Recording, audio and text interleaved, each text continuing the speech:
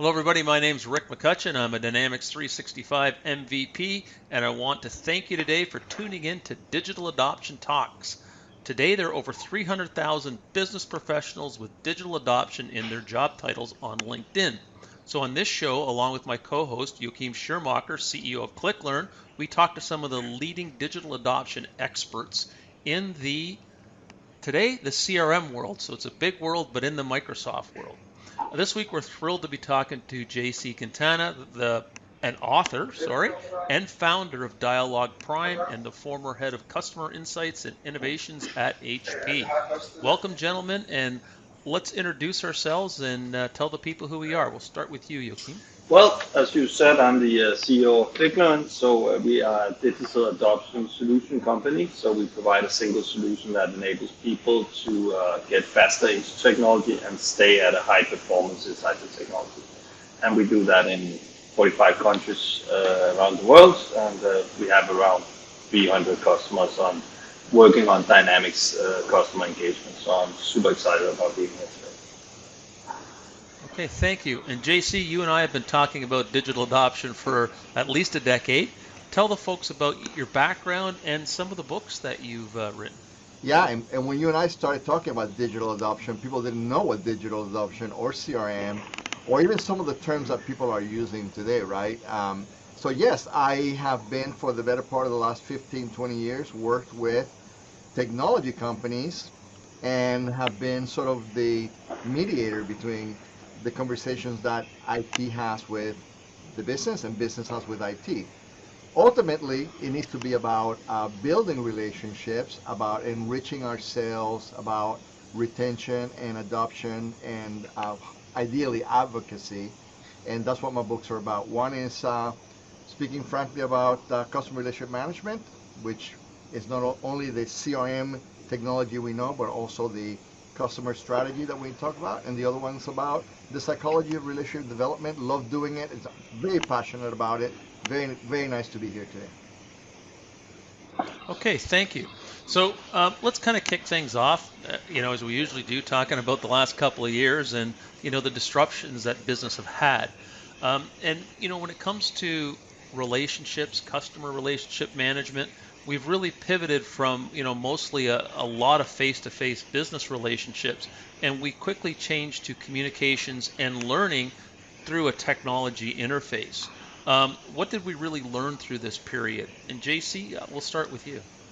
Yeah, I think we've learned a lot and we've learned very little at the same time. And what I mean by that is that I think that the impact of this change that we've undergone, not only to the communication channels that we use, but how human beings learn, is really front and center. But at the same time, it almost feels like we really haven't changed our habits very, very much. And it almost feels a little bit like that Queen song, right? Is this the real world? Or is it just fantasy? And you were kind enough to send send me the questions in advance, and I started thinking, okay, what has changed? What does the environment look like? And so I wrote some notes down, and this may crack you up. So, and I'm being a little facetious about this as I respond. First of all, we're not really in the real world anymore. We're in a virtual environment. Um, the methods that we use to engage are seldom ever engaging. Distractions have increased, but the resolution and HD environment that we live has increased. So who we are in our world has been now put front and center. Our blemishes, our blemishes are being more displayed than ever in every possible way. Our outfits, the way that we decorate our house, interruptions have now been magnified. So, I could go on and on. I actually had like 20, 30 things uh, to say. Everything has changed, right? That really is the answer. Everything in both the way we work, the environment that we use, and what traditionally had been sort of like, hey, let's find out how people learn. Are they auditory? Are they visual? All that has been kind of mangled and put in our face into a world that almost doesn't feel like it's a real world anymore. And it's almost like we don't care how you learn, this is how you're going to get it, This is it. right? This is your only choice. Yeah, yeah, yeah, good.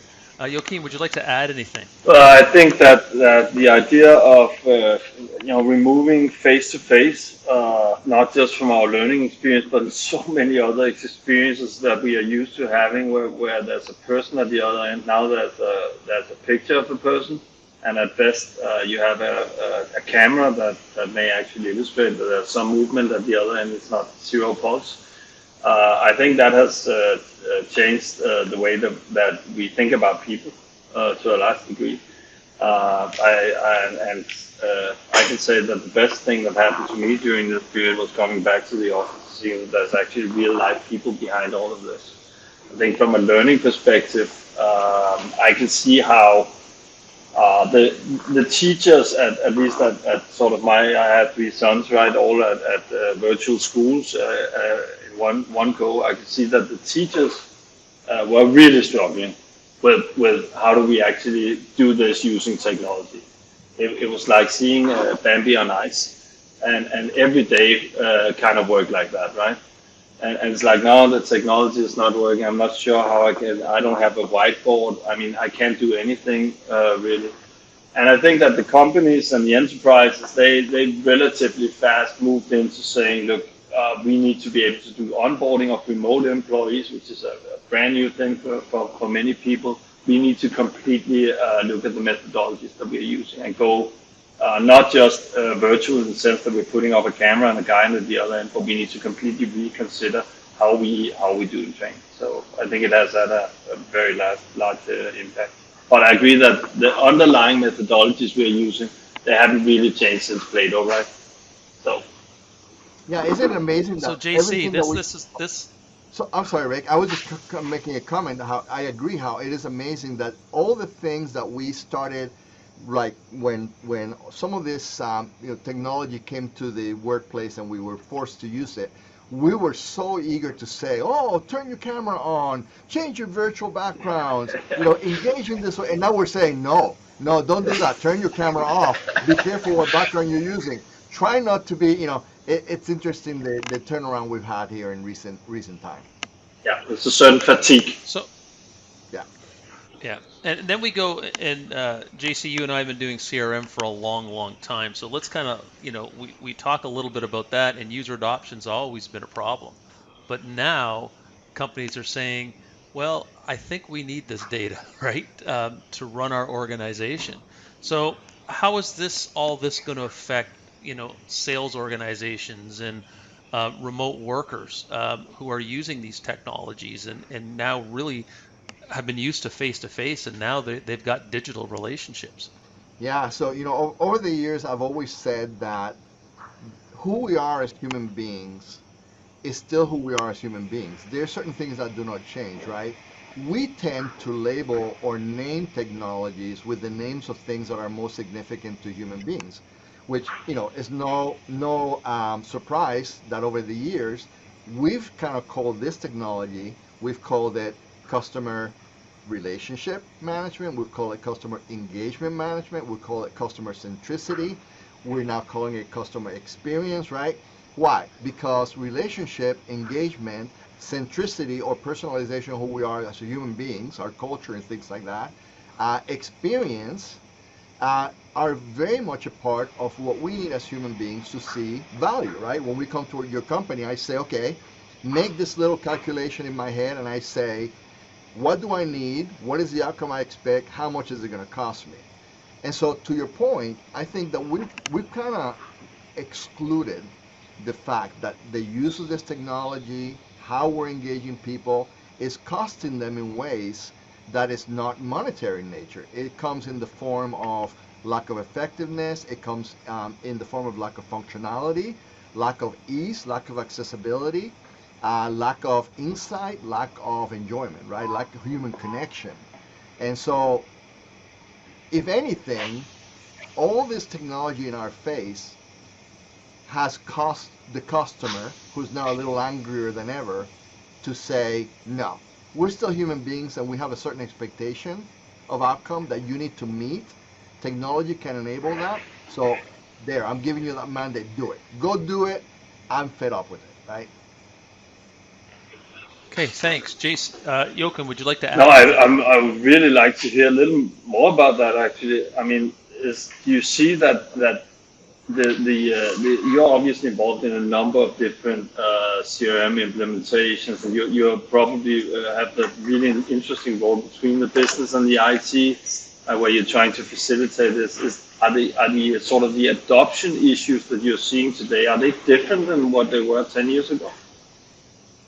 So they're different from a delivery perspective, but I don't think that they've ever changed. And so, incidentally, last time that Rick and I were talking about this, we were talking about how anytime that everybody brings up technology implementation, especially CRM, they go back to 15 years ago when somebody said 75, 85% of CRM projects fail. They don't remember. Maybe we've kind of made it so much about CRM that they forget that the quote was about technology projects, Right. implementation of technology, right? And that the quote wasn't that projects fail. As a matter of fact, from a perspective of project management, implementation, completion of tasks that were on the statement of work, budget, most of those projects were very successful, right? Mm. But then you go ask the people that this is supposed to do something for, right? Back to those three terms. The people that expect technology to make things easier, effective, functional, enjoyable for them, and the technology that makes that easy, enjoyable, functional, etc. for their customers did not meet expectation, right? And that's what that quote says. And so, no, I think that, like the saying says, the more things change, the more things stay the same. The more technology changes, the more we enjoy the advent of some amazing innovation, the more things stay the same in that we continue to fail the user, the end user, the customer, the patient, the constituent, whatever it is, in meeting their expectations that the technology is going to make their life better. And so in JC, like we've got a lot of experience in the CRM world, and many projects you and I would be called in because the project's failing, right? It's not going the way it should, and we're really all about getting CRM right. What is the role and responsibility of the Microsoft partner when implementing these technologies around communications and digital adoption? Yeah, that's a tough one, right? Because we think sometimes, and I had to borrow this from people who are smarter than me and who are doing a lot of innovation in marketing, branding, and messaging. But there's a lot of great books out there that talk about what really is our role in the life of our customers and the life of the people that we serve. We think oftentimes that we are the hero of the story, when in reality we really should be the mentors and the guides of the story, right? Story brand and the story brand movement has taught Yeah. us that, right?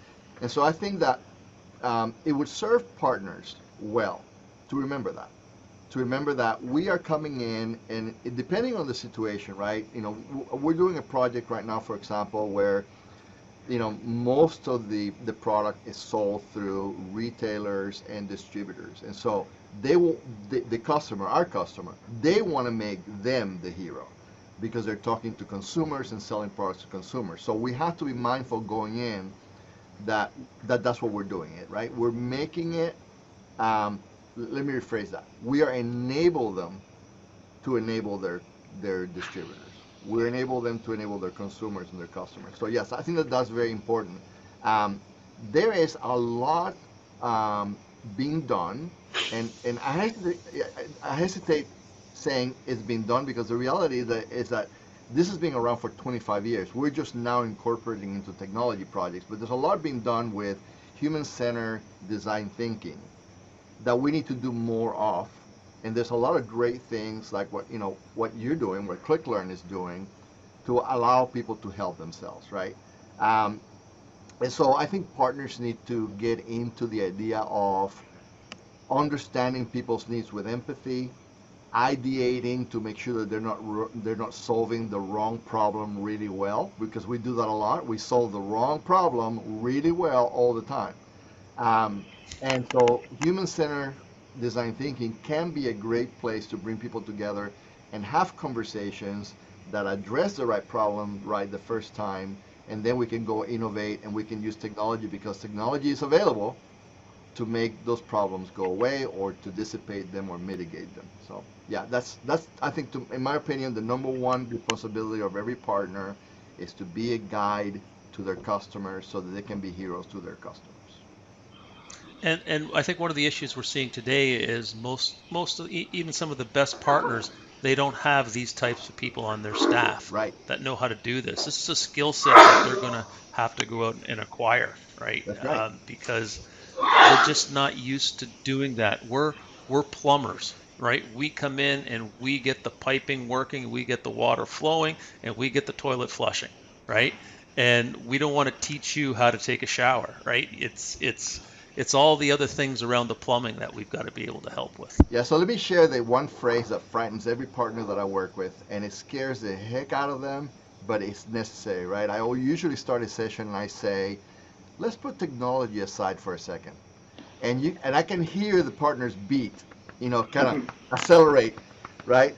But it is a necessary conversation. We gotta talk about outcomes, right? If I say I'm implementing CRM, for example, CRM has the words customer, relationship, and management. So how are you going to help them win more customers? How are you going to manage the relationship? And what are the processes that will lead to adoption, enrichment, and advocacy? That's got nothing to do with technology. It's got to do with outcomes. So yes, you're right. It is a skill that we got to learn. There's great places to learn it, but we gotta do it. Okay, thank you. Joachim, would you like to add No, I anything think to that? that all of the CRM projects I've witnessed in my life, it must be probably the most hated technology out there, right? It's Donald Trump of all technologies. It's I loved yeah, CRM but too. it's from every business you never hear someone saying, look, I gotta tell you, I really love our CRM solution. I mean, no one ever says that, right? But the thing is that I think that a lot of these ideas around what is the CRM going to bring to my business? They're anchored inside top management, and they come from the idea that the amount of data we can get out of our clients will essentially serve us to new purposes, business development, product innovation, all kinds. But look, guys, you're making all these decisions, and then you're putting it in the hand of the salespeople and say, now go collect that. That is in no way making my day easier as a salesperson, right? You just made it 20 times tougher, and you forgot to explain to me why am I collecting this? You didn't even bother to tell me, right? And I think that seems to be where there's this distance between the people that are using it that normally hate it and the people that are actually using the data on the top that says this is lovely, right? I'm all thrilled about this, right? And I Yeah, think it's almost we like need to bridge that somehow. yeah, it's almost like we're telling our salespeople, hey, be nice, light, and limber on this journey. By the way, on the way back, I need you to collect some rocks, Yeah, right? exactly. Just keep. I need a certain color rock on your way back. Keep putting it on your backpack, and Exactly. people are like, "No, how am I going to stay limber if you're asking me to collect all these rocks?" Yeah. And that's what CRM feels to a lot of people, right? It's like they're not doing anything to win sales or to keep customers or to retain them or to encourage them to recommend you to others. No, they're doing a lot of work for you to run your reports. Yeah. That's what they're doing. Exactly. Yeah, great.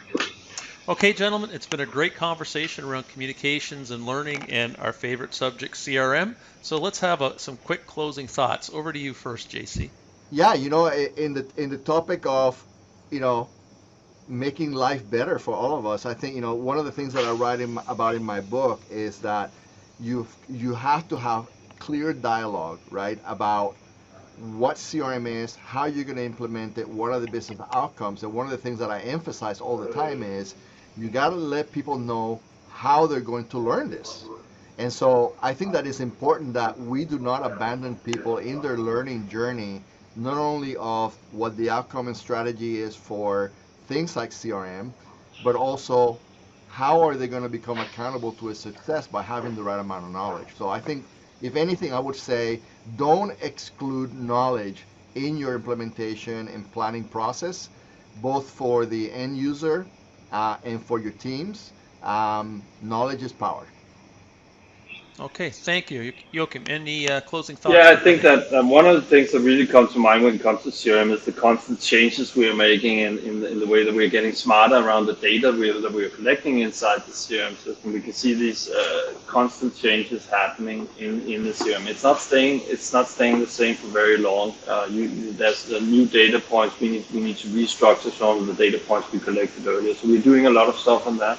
And I think that one of the ways that we can help people is actually by making that knowledge around what have we changed available inside the application, making sure that, when I'm doing my daily work, a quote, I'm actually guided through that process, right? No matter if it's on Tuesday where you put in 3 data points or it's on Thursday where you took in 3 more, right? This needs to be a consistent way of working. I think that's where a digital adoption support comes into play. Okay, gentlemen, thank you for a great conversation, and I'm sure we'll be back to you at some point about not to pick up rocks on your way back to the office. Okay, thanks. Bye for now.